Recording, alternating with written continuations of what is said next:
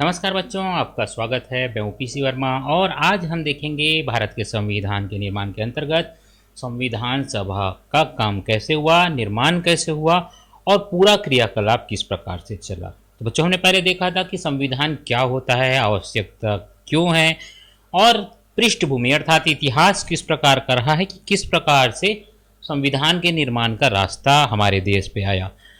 तो जो संविधान सभा जिसके बारे में हम आज चर्चा करेंगे,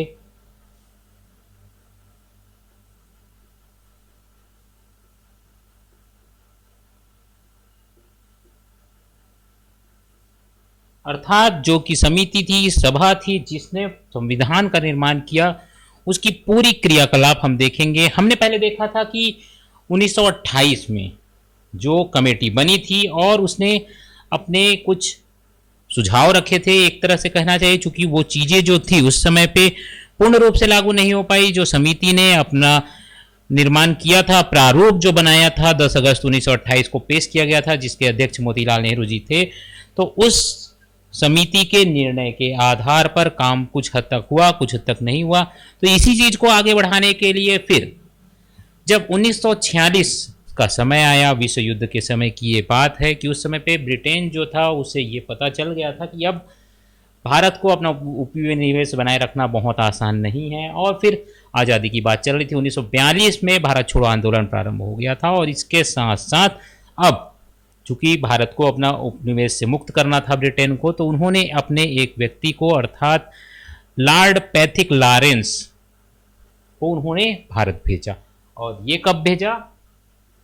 1946। ये जो थे, मतलब ये एक तरफ से उनकी तरफ से एक व्यक्ति जो थे वे आए थे, उनके साथ कुछ लोग भी आए थे, एक समिति आई थी एक तरह से कहना चाहिए, लॉर्ड पैथिक लॉरेंस।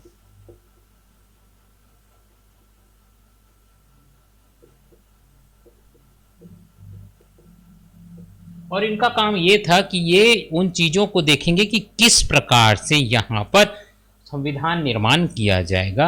ये भेजा गया था 1946 में इनको और समिति को। तो ये समिति यहाँ पे आई, इसने अपने विचार रखे और लोगों के बीच बात की, राजनीतिक दलों के साथ इन्होंने मीटिंग किया और उन्होंने कहा कि संविधान का निर्माण करना है, हमें संविधान सभा का गठन करना है, संविधान निर्माण की प्रक्रिया के लिए क्या करना होगा। तो एक लोगों के मन में विचार है कि अब चुनाव कराया जाए, क्योंकि ये 1946 था, चुनाव की बात आ रही थी वयस्क मताधिकार द्वारा।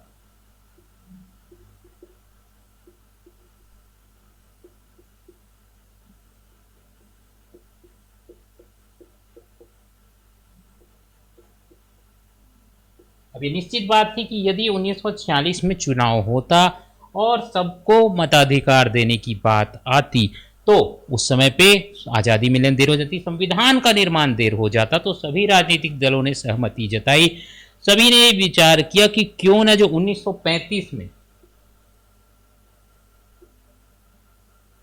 जो चुनाव हुआ था उसके आधार पे प्रांत विधानसभा जो है वहां पर से उनका उपयोग किया जाएगा। तो प्रांत विधानसभा है उसको निर्वाचक मंडल में।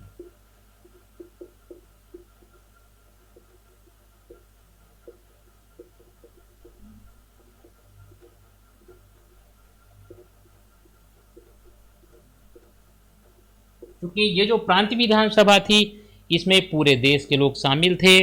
प्रांत विधानसभा एक तरह से भारत के लोगों का प्रतिनिधित्व करते थे, अलग अलग जगह से लोग चुन के आए थे। चूंकि इसमें कांग्रेस के लोग बहुत ज़्यादा थे, लेकिन सहमति इस बात पे आई कि क्यों ना इसे ही चुनकर, इसके प्रतिनिधि सभाओं के लोगों को चुनकर संविधान सभा का गठन किया जाए, इसी से निर्वाचन किया जाए और इसी के आधार पे संविधान का गठन किया जाए। अब यहाँ पे सहमति तो बन गई, तो क्या हुआ, जैसे अलग अलग क्षेत्र के ये अलग अलग प्रांतीय विधानसभाएं थी। जैसे कि आप देख सकते हैं ये दिल्ली है, एक तरह से समझा जाए कि ये राज्य सरकारें थी उस समय पे अलग अलग तरीके के। तो राजवाड़े थे बहुत सारे, यहाँ पे राज्य थे अलग अलग तरह के। तो इन सभी के लिए, जैसे ये बलूचिस्तान है,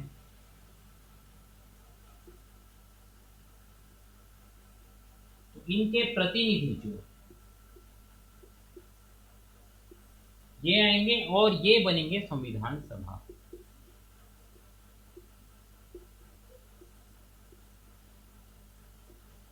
अब इसमें प्रतिनिधियों का कैसे चयन किया जाएगा कि जनसंख्या जो है, अर्थात 10 लाख की जनसंख्या पे एक प्रतिनिधि।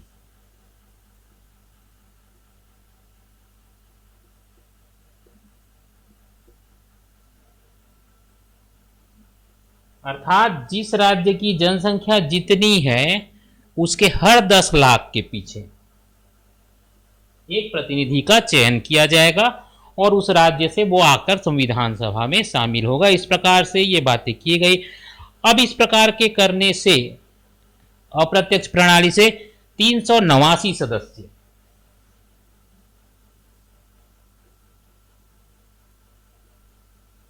चुने गए।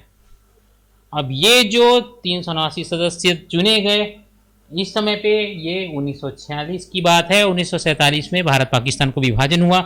1946 की स्थिति ये थी कि ये माना जा रहा था कि बंटवारा होगा नहीं होगा, राजवाड़े जो है वो साथ में आएंगे नहीं आएंगे, इस तरह की बातें थी। लेकिन इसके बावजूद 11 दिसंबर 1946 को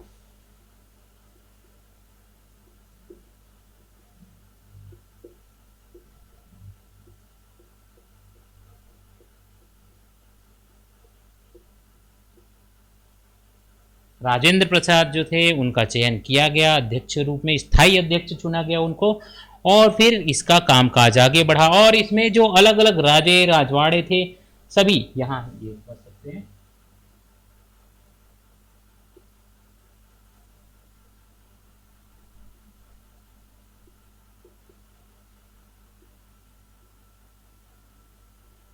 आप देख सकते हैं न सिर्फ राज्य जो थे प्रांतीय सरकारें थी, बल्कि इसके अलावा जो राजवाड़े थे सभी के शामिल होने से यहाँ संख्या बन गई 389 की।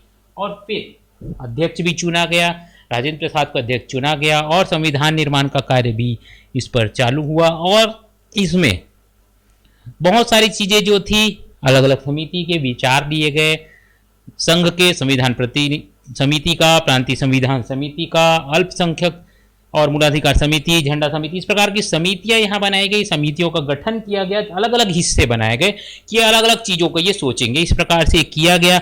अब 1947 में जो बंटवारा हुआ तो यहाँ पे जो लोग थे कुल मिलाकर तो 389 लोग थे। अब ये थोड़े से कम हो गए, चूंकि यहाँ जनसंख्या के आधार पे कम हो गया तो यहाँ पे ये 324 हो गया। अब ये फाइनल संख्या हो गई जो कि बंटवारा हो गया, तो उसके बाद फिर ये संख्या हो गई। अभी जब पहले, क्योंकि यहाँ पे काम तो पहले ही प्रारंभ हो गया था, जो आज़ादी था उससे पहले ही प्रारंभ हो गया था, तो यहाँ पे 17 मार्च 1947 को ही इसमें प्रश्नावली जो है वो भेजी गई। यहाँ इन्होंने प्रश्नावली तैयार की, सभी जगह उन्होंने भेजा कि ये प्रश्नावली है, इसमें आपके क्या विचार हैं। साथ ही साथ बहुत सारे समाचार पत्रों और अलग अलग जगहों पे प्रकाशन हुआ कि किस प्रकार से संविधान बनाया जाए, सभी अपने विचार प्रस्तुत करें। विचारें प्रस्तुत करना लोगों ने प्रारंभ किया, वाद विवाद हुआ, सदन में वाद विवाद हुआ। जो देखा जाए कि एक बड़ी प्रक्रिया हुई, बहुत बड़ी प्रक्रिया हुई, जिससे बहुत सारे लोगों को शामिल होने का अवसर मिला और आपसी सहमति असहमति लोगों ने दर्ज कराया और उस पर फिर विचार किया गया। चूंकि ये अलग अलग प्रकार के लोगों के अलग अलग विचार होते हैं कि किस प्रकार से शासन चलना चाहिए, किस प्रकार से काम होना चाहिए, तो प्रश्नावली तैयार की गई। एक तरह जैसा आप समझ सकते हैं सर्वे की तरह का सवाल होते हैं, कैसा कैसा काम किया जाएगा। और इसके साथ साथ फिर अप्रैल 1947 में जो राजे राजवाड़े के लोग अपने प्रतिनिधि उन्होंने भेजा, प्रश्नावली तैयार किया, और इसके कारण फिर जब देश आज़ाद हो गया, ये संविधान सभा का विशेष अधिवेशन भी एक बार हुआ। जब देश आज़ाद हुआ तो 14 से 30 अगस्त 1947 तक विशेष अधिवेशन हुआ, जिसमें बहुत सारी चीज़ों की चर्चा भी की गई। और फिर इसके बाद 29 अगस्त 1947 को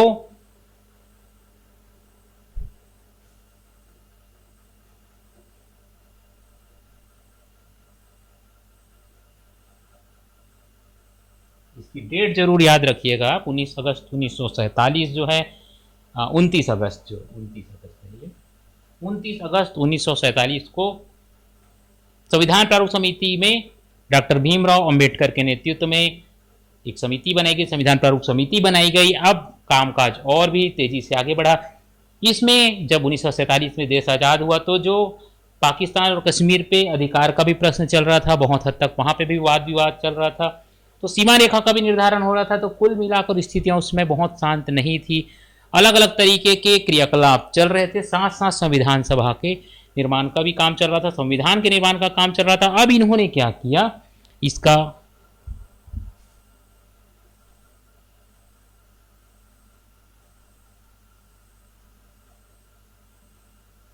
इन्होंने कई स्टेप उठाए। जो संविधान सभा था कि प्रारूप समिति जो था उसने कई स्टेप उठाया, और मुख्य तौर पे जो स्टेप था, इन्होंने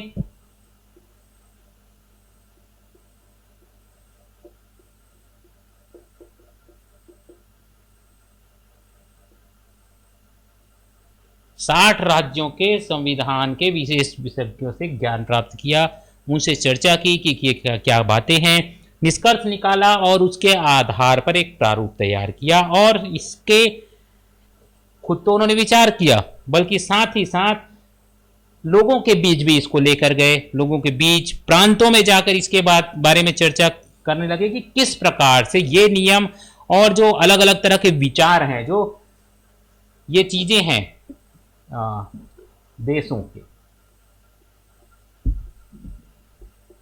देशों के संविधान का अध्ययन किया गया, किस प्रकार से वहां पे कामकाज चल रहा है, किस प्रकार से उन्होंने अपना संविधान बनाया हुआ है। क्योंकि संविधान निर्माण एक बहुत बड़ी प्रक्रिया है, तो इस चीज को जोर दिया गया कि लोगों का जो पहले से जो अनुभव है उसका लाभ उठाया जाए और इसके लिए काम किया जाए। अब इस प्रकार के जो पूरे विचारावली है उसको अध्ययन किया गया, लोगों के बीच बातें की गई, और इसके बाद अंत में 25 जनवरी 1948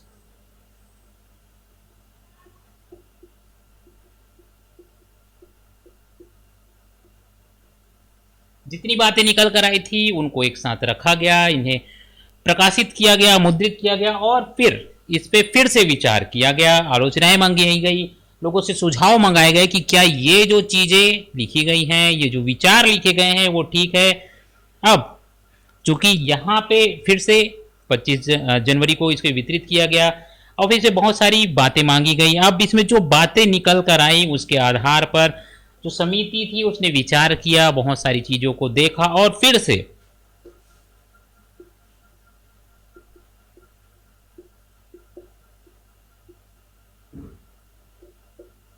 1926 अक्टूबर 1948 को इसे फिर से प्रकाशित किया गया। अब इस पे फिर से चर्चाएं की जाने लगी। ये जो संशोधन सुझाव थे, मूल अनुच्छेद था, धाराएं जो बनाई गई थी, इस पे बहुत सारी बातें की गई। ये सब करने के बाद फिर और भी कुछ चीजें देखी गई, और उसके बाद 4 नवंबर 1948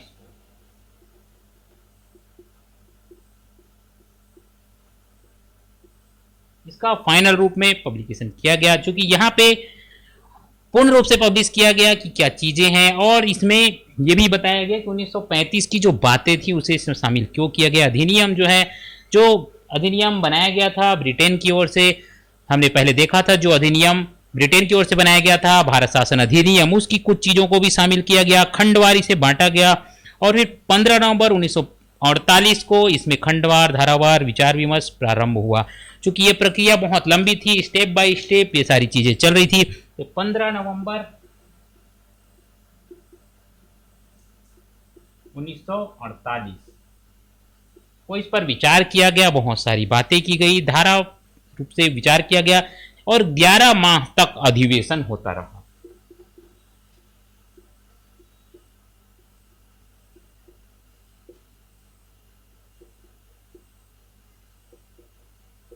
क्योंकि बहुत लंबी प्रक्रिया थी, बहुत समय तक इस पर काम चला, और इसके बाद बहुत सारा इस पे तर्क हुआ, सन 1949 तक तर्क हुआ, और इसके बाद बहुत सारे अनुच्छेदों पर सहमति बनाई गई, लोगों के बीच चर्चा की गई, बातें की गई, और ये बहुत सारी चीजें होने के बाद भारत की ओर से यह प्रस्ताव पारित किया गया 17 सितंबर 1949 को।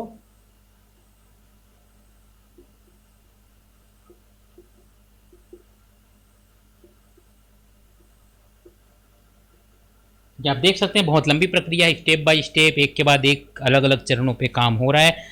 तो जो ये अनुच्छेद थे इस पर बहुत सारा काम किया गया, और इसे अनुवाद कराने की बात आई, क्योंकि अलग अलग स्थानों पे भारत में बहुत सारी भाषाएं हैं, बोलियां हैं, बहुत सारे अलग अलग तरह के लोग हैं, तो सबको बताने के लिए ये विचार किया गया कि इस पे इनका अनुवाद कराया जाए जिससे सभी लोग इसे समझ सकें। अब इसके बाद बहुत सारे अनुच्छेद बने, 395 अनुच्छेद बनाए गए, 8 अनुसूची बनाई गई, 22 भाग बनाए गए और बहुत बड़ी एक तरह से ग्रंथ की तरह कहा जा सकता है, बहुत सारे इसमें पेजेस थे। तो इन सारी चीज़ों को करने के बाद 26 नवंबर 1949 को स्वीकृत किया गया इसको, और फिर 24 जनवरी 1950 को संविधान में इसकी पांडुलिपियां रखी गई, अर्थात ये लंबी प्रक्रिया अब पहुंच गई है 1950 तक।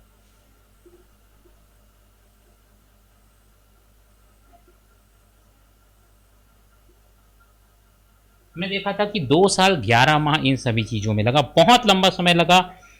कुल मिलाकर जब ये प्रारूप रखा गया तो बहुत हद तक बहुत सारी चीज़ें परिष्कृत हो गई थी, बहुत सारे नियम संशोधन हो चुके थे, बहुत सारी चीज़ों पे चर्चा की गई थी, और इसके बाद संक्षिप्ति से माना जा सकता है। मुख्य तौर पे आप देख सकते हैं कि बहुत सारा इस पे कामकाज हुआ, 2 साल 11 महीने 18 दिन ये कुल मिलाकर लगा, और इस प्रकार से संविधान का निर्माण किया गया। जो उद्देश्य का है, इसमें बहुत सारे आदर्श दिए गए हैं, वो हम देखेंगे बच्चों अपने अगली वीडियो में।